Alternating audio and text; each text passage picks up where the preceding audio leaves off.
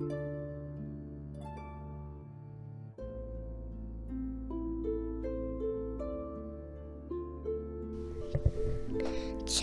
5, Roundabout Land.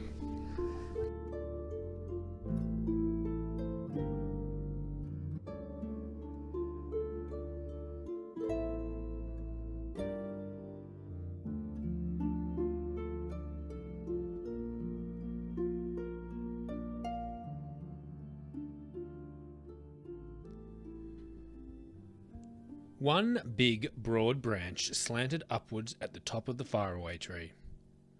Joe climbed onto it and looked down, but he could see nothing, for a white mist swirled around and about. Above him, the enormous, thick white cloud stretched with a purple hole in it, through which the topmost branch of the faraway tree disappeared. The children felt tremendously excited. At last they were at the very top. Joe carefully pulled himself up to the last branch. He disappeared into the purple hole. Bessie and Fanny followed him. The branch came to an end, and a little ladder ran through the cloud. Up the children went, and before they knew what had happened, there they were out in the sunshine in a new and very strange land. They stood on green grass. Above them was a blue sky. A tune was playing somewhere, going on and on and on. It's the sort of tune roundabout place, Joe, said Bessie. Isn't it? It was, and then, suddenly, without any warning at all, the whole land began to swing round. The children almost fell over, so suddenly did the swing round begin. What's happening? Said Bessie, frightened. The children felt terribly giddy, for trees, distant houses, hills and bushes began to move around. They too felt themselves moving, for the grass was going round as well. They looked for the hole in the cloud, but it had disappeared. "The whole land is going round and round like a roundabout," cried Joe, shutting his eyes with giddiness. "We've passed over the hole in the clouds. We don't know where the topmost branch of the faraway tree is now. It's somewhere beneath this land, but goodness knows where." Joe! But how can we get back home again? Cried Fanny in a fright. "We'll have to ask someone for help," said Joe.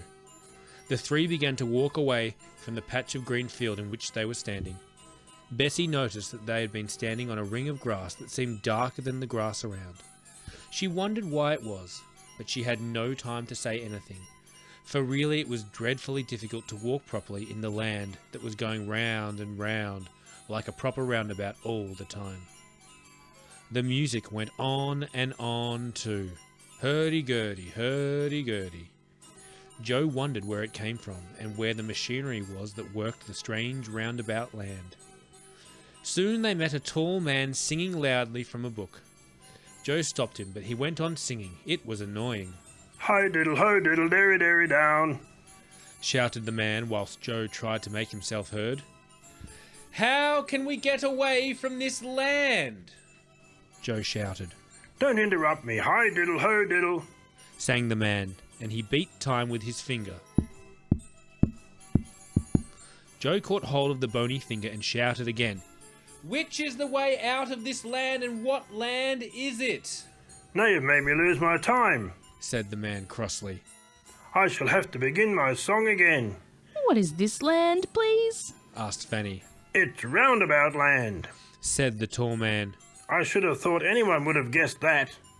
You can't get away from it. It goes round and round always and only stops once in a blue moon."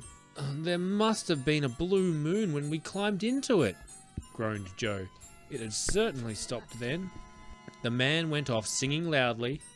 "Hi diddle ho diddle derry derry down," Silly old diddle-derry. said Fanny. Really?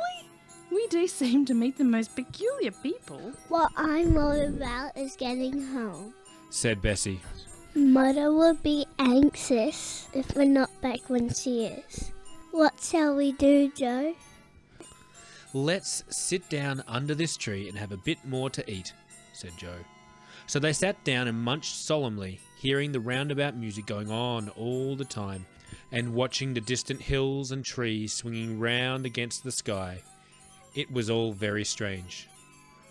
Presently, a pair of rabbits lolloped up and looked at the children.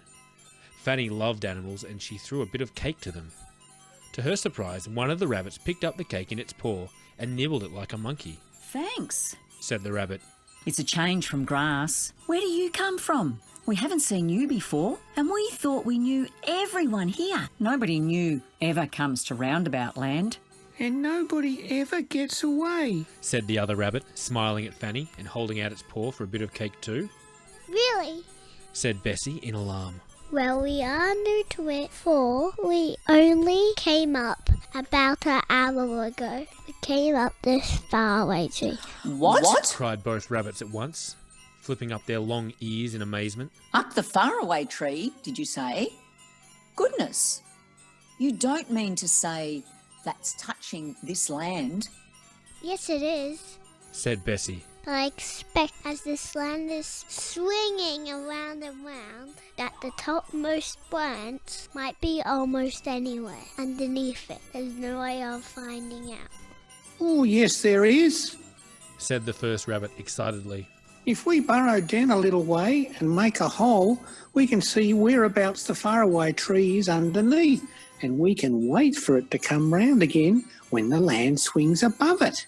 Well, we came up from the tree where the grass was rather darker than the rest. Said Bessie. I noticed that. Did you know as the roundabout land swings around, we'll come back to the same place again? We could slip down the topmost branch. Of course, said the rabbits. We can easily burrow down that green patch of grass and wait for the land to turn round just over the tree again. Come on, quickly. There's no time to lose. All of them jumped up and sped off. Bessie knew the way and so did the rabbits. Soon they were back in the field where the ring of dark grass stood. There was no opening now leading through a cloud down to the tree. It had gone. The rabbits began to dig quickly. Soon they found the ladder that led upwards. Then they made such a big hole that the children could see down it to the large white cloud that swirled below the roundabout land. nothing there yet. Said the first rabbit, getting out a handkerchief and wiping his dirty front paws. We must wait a bit. I only hope the land hasn't swung on and past the faraway tree altogether. The roundabout music went on, and then suddenly it began to slow down. One of the rabbits peeped out of the hole below and gave a shout. The land has stopped going round, and the faraway tree is just nearby, but we can't reach it. The children peered through the cloud below the ladder and saw quite clearly that the faraway tree was very near, but not near enough to jump on. Whatever were they to do? Now don't try to jump, warned the rabbits. or you'll fall right through the cloud. But what shall we do? Asked Bessie in despair. We must get on the tree before we swing away again. I've got a rope. Said one of the rabbits suddenly, and he put his hand into a big pocket and pulled out a yellow rope. He made a loop in one end and then threw it carefully at the topmost branch on the nearby tree. It caught and held. Good. Fanny, slip down the rope first, said Joe. I'll hold this end. So Fanny, rather afraid, slid down the yellow rope to the tree, and then, just as she got there, the roundabout music began to play very loudly and quickly, and the roundabout land began to move. Quick, quick! Shouted Fanny, as the land swung nearer to the faraway tree. Jump, jump! They jumped, and the rabbits jumped after them. The roundabout land swung off. The big white cloud covered everything.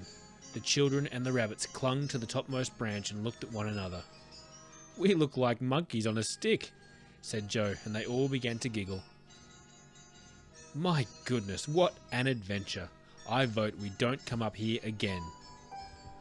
But, as you may guess, they did.